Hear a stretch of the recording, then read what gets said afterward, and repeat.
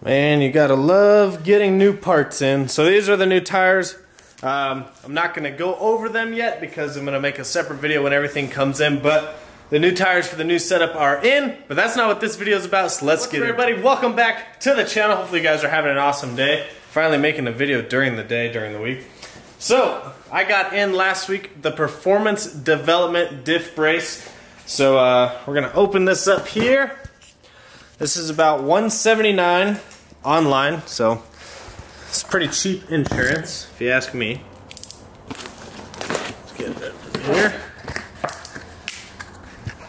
So, you've got this little isolator, spacer that goes on top of it, some Loctite, bolts, little bracket, and this is the actual diff brace. So, what this does is the diff brace is held up by mounts in the actual subframe that goes across, and those mounts are actual rubber bushings, and obviously with the amount of torque these cars are making, the bolts can move around in the rubber bushing. So this eliminates wheel hop and eliminates the diff from being able to move. People have cracked their diff housings, and this won't completely stop it, but it will help prevent that. And so I think it's cheap insurance for a stock HELLCAT all the way up to fully modified HELLCATs. I think it's a good idea. So with the power I'm making and with the wheel setup I'm changing to, it's definitely a must-have mod that I will need. And for 179 bucks, I think it's free shipping too, or plus shipping, whatever.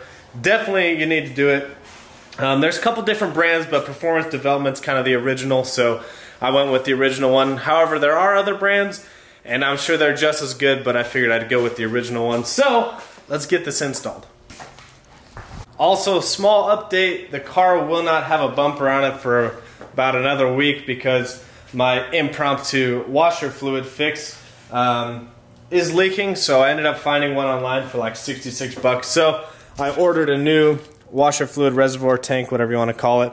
So that's on the way because my little fix didn't work. So, actually gonna have to wait about another week. The part doesn't come in until next Monday. It should be pretty easy to throw in, and then I can put the bumper on and then get the car put back together and I can actually drive it around, because I do want to drive it around and enjoy it on the 20s, and then once my whole other setup comes in, then we can finally get back to the track. But it's gonna be really hot, so probably no record-breaking times, but let's get this installed. So best thing to do is probably back your car up on some ramps, or if you have a lift, obviously. But we're just going to do it under here. I'll probably jack it up. But first thing you want to do is get this left 16mm bolt out, back that one all the way off, and then the one on the right side, you'll just want to back that one off about a ½ inch.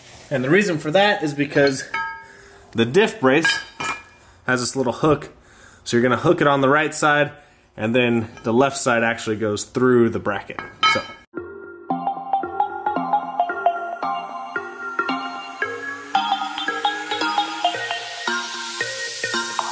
Alright, so next you want to put this bracket on, which actually goes where the diff bolt on the left hole goes. So this, the larger part of this is going to go up there. It's going to sit like that. And that'll be your bracket for the diff brace on the left side, and you'll torque that to about 90 foot-pounds. So I just torqued down the left one. It's a 16mm. I torqued it to 90 foot-pounds. I did have to use the jack here to get enough room to get the torque wrench in there. So now what we want to do is line up the diff brace.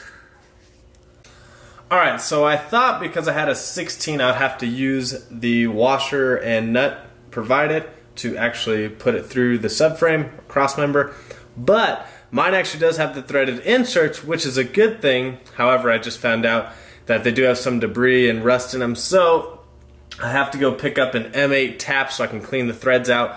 So I'm gonna have to finish this video tonight after work. I'm taking a brief intermission while we get the tool.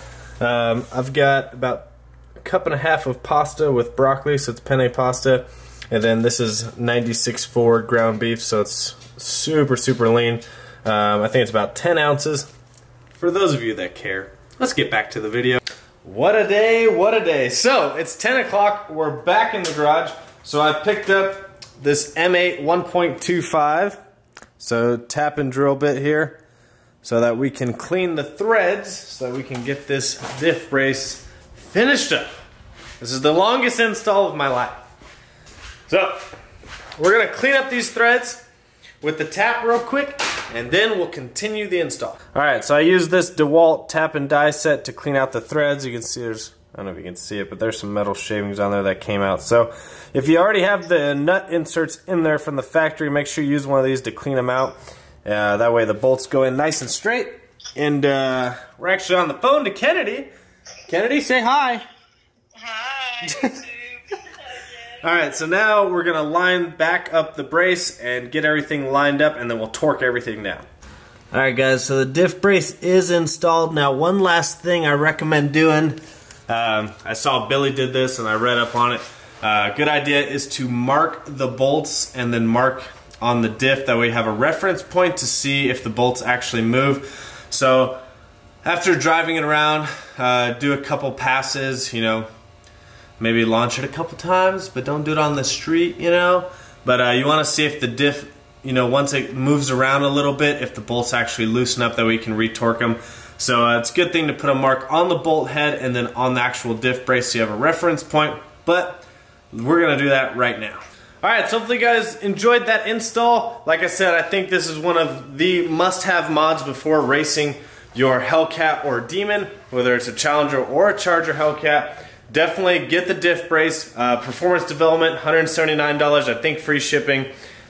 Pretty cheap insurance if you ask me for your diff, because a diff is usually about $1,000 uninstalled. So they're not cheap per se, so definitely pick one of those up.